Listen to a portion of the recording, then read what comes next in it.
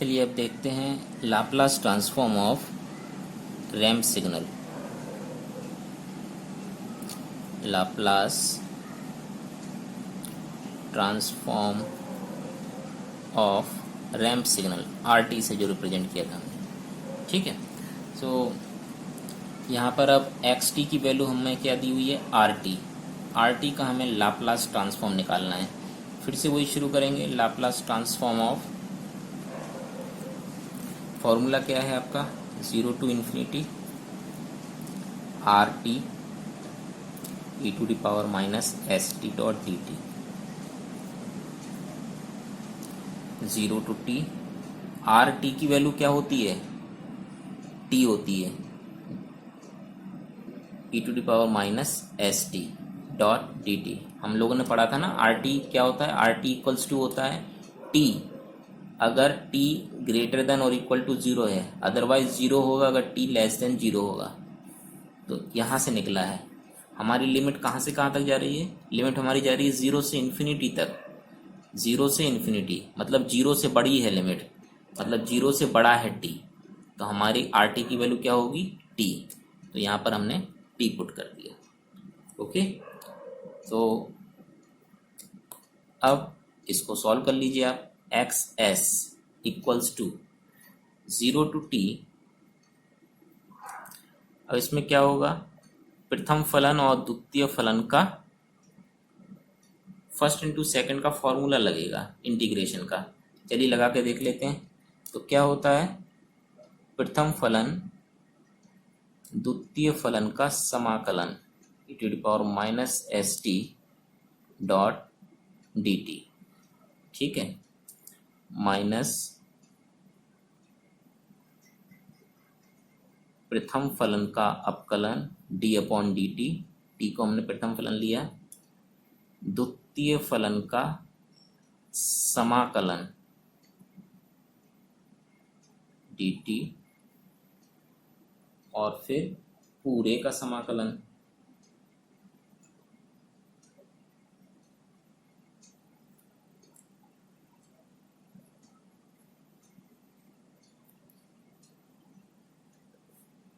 इसको सॉल्व कर लीजिए।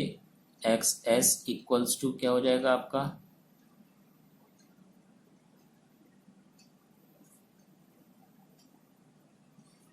टी, ये क्या होता है, e to the power minus S T upon minus s, ठीक है, ये इंटीग्रेशन हो गया, minus integration of d upon D t 1 है, इसका तो 1 हो गया डिफ्रेंसिएशन, इसका निकालिए, इसका आएगा e to the power minus S T upon minus s d t. Okay, आइए आगे देखते हैं क्या होता है। एक्स एस इक्वल्स टू, ये तो एज इट इज चलेगा, T E to the power minus S T upon S, minus आगे लिख दीजिए, माइनस, अब इसका फिर से कीजिए आप इंटीग्रेशन। तो इसका इंटीग्रेशन क्या होगा, e to the power minus s का माइनस एस टी और अपॉन में क्या आ जाएगा, अपॉन में आ जाएगा माइनस एस स्क्वायर फिर से। सो ये माइनस ही रहने दीजिए,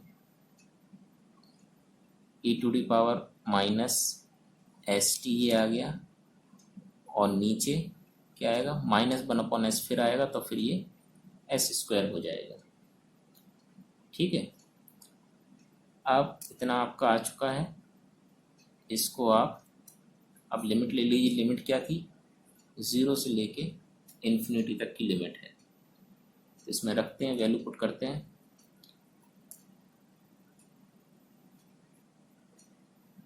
पहले इन्फिनिटी रखते हैं, इन्फिनिटी रख देंगे तो क्या आएगा, माइनस ये infinity dot E to the power minus, ये इन्फिनिटी आ जाएगा टी की, ये एस आ गया। अब इन्फिनिटी फिर रखिए इसमें, e to the power minus infinity हो जाएगा टी की जगह जैसे रखेंगे, एस स्क्वायर दिस माइनस, अब 0 पुट कीजिए सभी में, माइनस टी की जगह 0 रखा, टी की जहाँ जहाँ टी है वहाँ 0 रख दीजिए, s minus E to the power 0 upon S square. अभी देखिए क्या आया, e to the power minus infinity, तो क्या होता है zero. E to the power minus infinity क्या होता है ज़ीरो, या ज़ीरो में इन्फिनिटी का मल्टीप्लाई तो वो ज़ीरो ही हो जाएगा, ठीक है ना। इसको देखिए यहाँ क्या हो रहा है अंदर, यहाँ जीरो का मल्टीप्लाई किसी में भी कीजिए ये जीरो हो जाएगा पहला term, minus E to the power zero क्या हो गया वन, नीचे क्या है इसके एस स्क्वायर, ये minus one upon S square, minus बाहर भी है तो क्या आ गया वन अपॉन एस स्क्वायर। तो आर टी का जो लाप्लास ट्रांसफॉर्म है वो क्या होता है वन अपॉन एस स्क्वायर। ये एक तीसरा इंपॉर्टेंट रिजल्ट हमारे पास आ गया। हमने क्या देखा कि जो यूनिट स्टेप है उसका लाप्लास ट्रांसफॉर्म क्या है, यूनिट स्टेप का लाप्लास ट्रांसफॉर्म आता है वन अपॉन एस।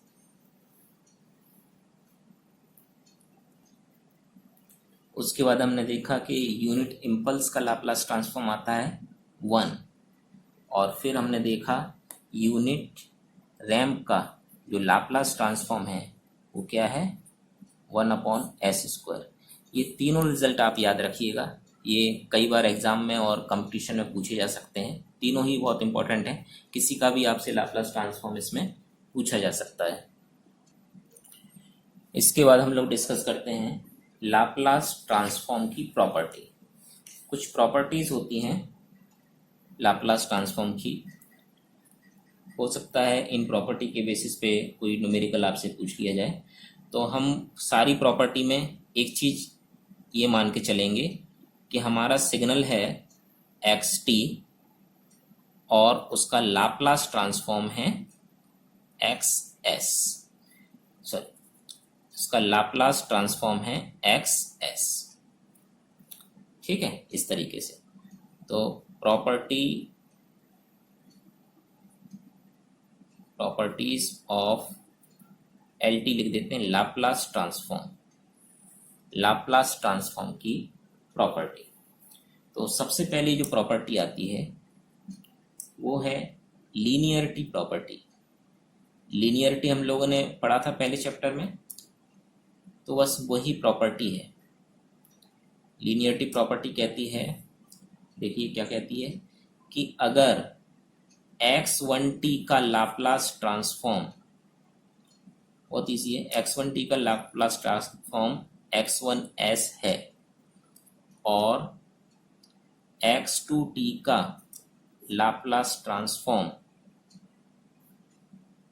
x2s है, तो a1 x1t plus a2 x2t इस पूरे फंक्शन का लाप्लास ट्रांसफॉर्म होगा वो a1 x1s plus a2 x2s होगा। ये कहती है आपकी लीनियरिटी प्रॉपर्टी। ये हमने ऑलरेडी सिग्नल जब पढ़ रहे थे तो हमने ये डिस्कस किया था, इससे वहीं से ही आया है। दूसरा है आपका time shifting, time shifting property. Time shifting property में देखिए, टाइम शिफ्टिंग ये कह रहा है कि अगर हम मान के चल रहे हैं कि एक्स टी का लाप्लास ट्रांसफॉर्म क्या है एक्स एस, ठीक है, तो एक्स टी माइनस ए इसका लाप्लास ट्रांसफॉर्म क्या होगा, इसका लाप्लास ट्रांसफॉर्म होता है, ये जो ए है वो e की पावर में आ जाता है, e to the power minus S A into X S.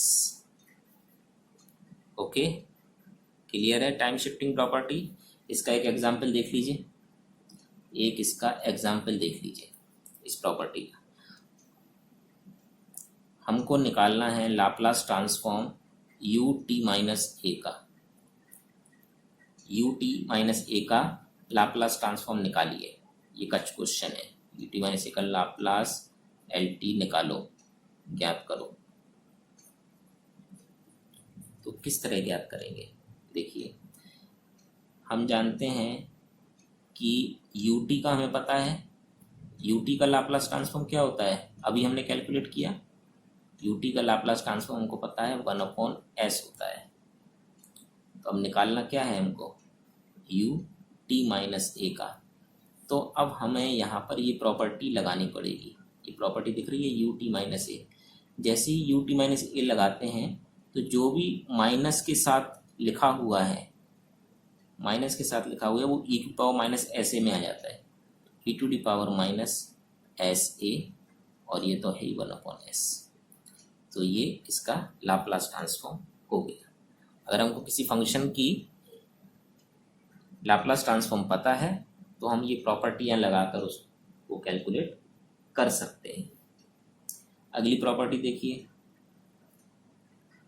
तीसरे नंबर की प्रॉपर्टी, ये भी शिफ्टिंग है, ये टाइम शिफ्टिंग था, ये शिफ्टिंग है एस डोमेन में, शिफ्टिंग इन एस डोमेन। अगर एस डोमेन में शिफ्ट हो जाए, जैसे यहाँ पे देखा था ना, टाइम डोमेन शिफ्टिंग हो रही थी, सिर्फ टी में से माइनस हो रहा था। एस डोमेन में शिफ्टिंग हो जाए तो क्या होगा, ये देखिए, e to the power a t into x T का लाप्लास ट्रांसफॉर्म होता है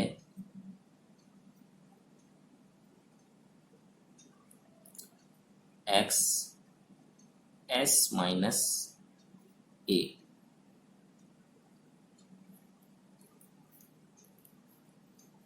ठीक है, आप इसको कोई एग्जाम्पल लेके समझें क्या? एग्जाम्पल ले लेते हैं।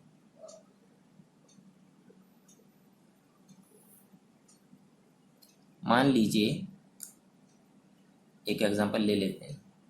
एग्जाम्पल है कि e to the power a t into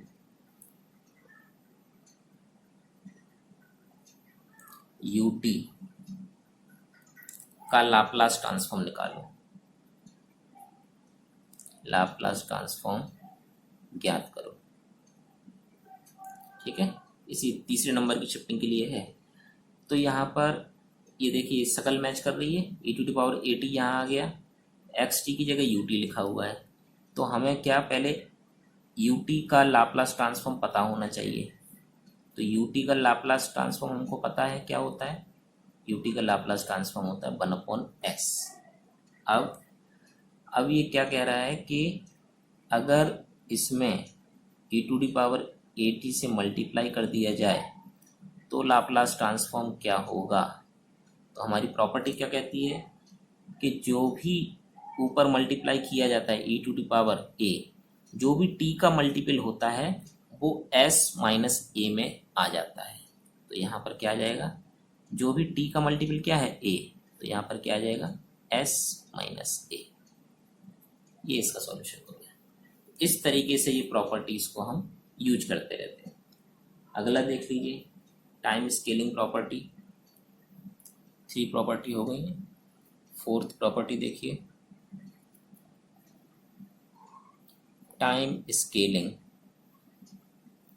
time scaling को आप सिंपली देख लीजिए, जैसे हमको पता है कि एक्स टी इक्वल्स टू, अगर लाप्लास ट्रांसफॉर्म हमारा एक्स एस है तो एक्स ऑफ ए टी, मतलब टी में मल्टीपल हो गया तो लाप्लास ट्रांसफॉर्म क्या होगा, तो लाप्लास ट्रांसफॉर्म होगा 1/mod ए एक्स एस अपॉन ए। समझे? ठीक है, इसको भी एक एग्जाम्पल लेके समझाएं, इसका भी एक एग्जाम्पल ले लीजिए। एक एग्जाम्पल ले लेते हैं इसका भी।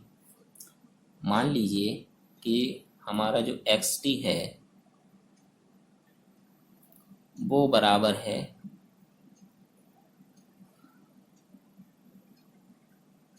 यू टी के, यू टी ही मान लें, इजी रहेगा। हाँ, यू टी ही मान लीजिए, यू टी समझाने के लिए यू टी सबसे इजी है। एक्स टी बराबर है हमारा यू टी।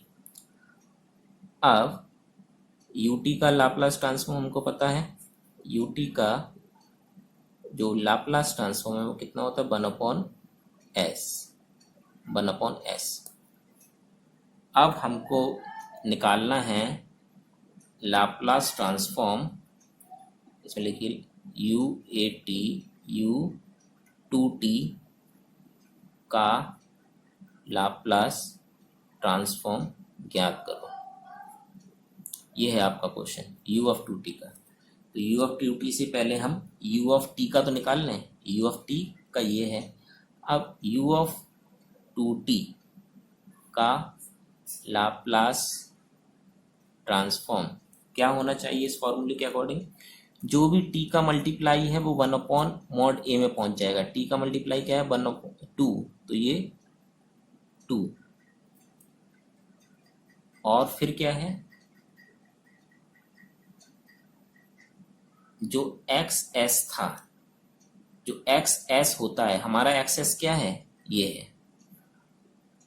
XS में जो S है वो डिवाइडेड बाय A हो जाएगा। XS में जो S है वो डिवाइडेड बाय A हो जाएगा। S है जो वो डिवाइडेड बाय A हो जाएगा, मतलब ये आ जाएगा आपका, A ऊपर पहुंच जाएगा और 2S। UT का U2t का Fourier transform, sorry Laplace transform. Clear है। अगली प्रॉपर्टी देखते हैं। अगली प्रॉपर्टी है आपकी कॉन्जुगेशन प्रॉपर्टी है। ये आपके सिलेबस में नहीं है लेकिन लाप्लास की प्रॉपर्टी होती है तो देख लेते हैं। कॉन्जुगेशन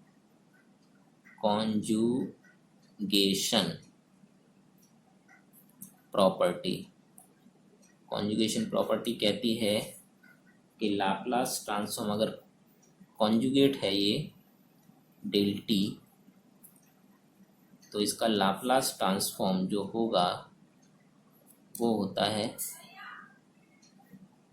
कॉन्जुगेट, इस तरीके से। तो ये आप सिंपली बस लिख लीजिए, नोट कर लीजिए। ये इस प्रॉपर्टी से रिलेटेड क्योरी आपके सिलेबस में नहीं आएगी। कॉम्प्लेक्स कॉन्जुगेट होता है टाइम डोमेन में, तो ये एस डोमेन में भी कॉम्प्लेक्स कॉन्जुगेट और एस का भी कॉम्प्लेक्स कॉन्जुगेट, ये प्रॉपर्टी होती है। इसके बाद आती है कॉन्वोल्यूशन प्रॉपर्टी। 6th प्रॉपर्टी है आपकी कॉन्वोल्यूशन प्रॉपर्टी।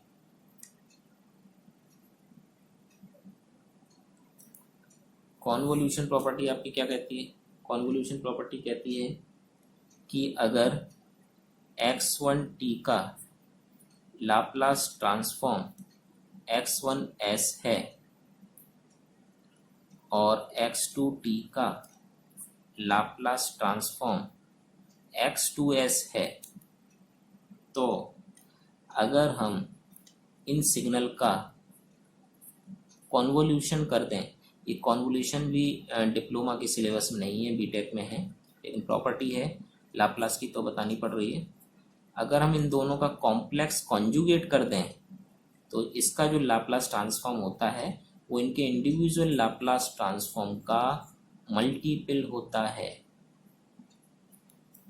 ओके, तो ये है आपकी 6th प्रॉपर्टी। अगली प्रॉपर्टी है आपकी डिफरेंशिएशन प्रॉपर्टी या डिफरेंशिएशन थ्योरम। डिफरेंशिएशन थ्योरम लिख देते हैं, DIFFEREN, डिफरेंशिएशन थ्योरम। इसे डिफरेंशिएशन प्रॉपर्टी भी कहते हैं। ठीक है, अगर आपको पता है कि xt का लाप्लास ट्रांसफॉर्म xs है, तो d/xt मतलब इसका डिफरेंशिएशन का लाप्लास ट्रांसफॉर्म आप इस फॉर्मूले से पता कर सकते हैं। ये होता है s into XS minus x0। Okay, XS into x g. यहाँ पर जो एक्स जीरो है जो लिखा हुआ है वो एक्स टी की इनिशियल वैल्यू है, शुरुआती वैल्यू, इनिशियल वैल्यू है।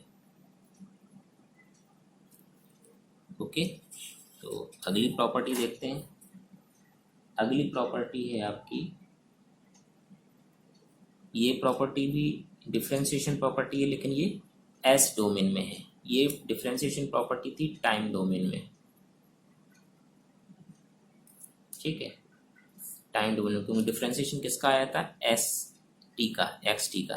लेकिन अब जो प्रॉपर्टी है वो आपकी डिफरेंशिएशन इन एस डोमेन, डिफरेंशिएशन इन S domain.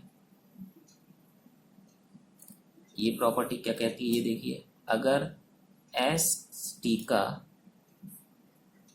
Laplace transform X S है तो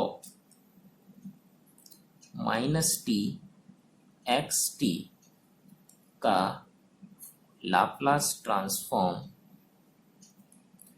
D x S upon D S होगा। सिंपल प्रॉपर्टी है, ठीक है। अगर इन केस डिफरेंशिएशन वाले न्यूमेरिकल आते हैं तो उसमें ये लगेगी। इसमें आपको एक्स एस निकालना पड़ेगा, उसको डिफरेंशिएट करके आप इसकी एक्स टी की वैल्यू निकाल पाएंगे। अब है इंटीग्रेशन थ्योरम, इंटीग्रेशन थ्योरम या इंटीग्रेशन इन टाइम डोमेन, कुछ भी कहिए, अलग अलग किताबों में अलग अलग दिया होगा। इंटीग्रेशन थ्योरम या इंटीग्रेशन इन टाइम डोमेन, तो इसका भी एक सिंपल फॉर्मूला है, ये आप नोट करके लिख लीजिए, minus infinity to infinity X T. इसको पहले ये लिख लीजिए कि अगर एक्स टी का लाप्लास ट्रांसफॉर्म एक्स एस है तो integration minus infinity to T X T का लाप्लास ट्रांसफॉर्म आपका होगा एक्स एस अपॉन एस। ये डायरेक्टली ही निकल जाते हैं, मीन्स अगर आपको एक्स टी पता है और डायरेक्टली ये पूछा गया कि इंटीग्रेशन का बताइए तो आप directly x S upon S करके कैलकुलेट कर सकते हैं। तो यहाँ तक था हमारा लाप्लास ट्रांसफॉर्म और उसकी प्रॉपर्टी। अगले लेक्चर में हम लोग पढ़ेंगे इनिशियल वैल्यू थ्योरम और final value theorem. Thank you.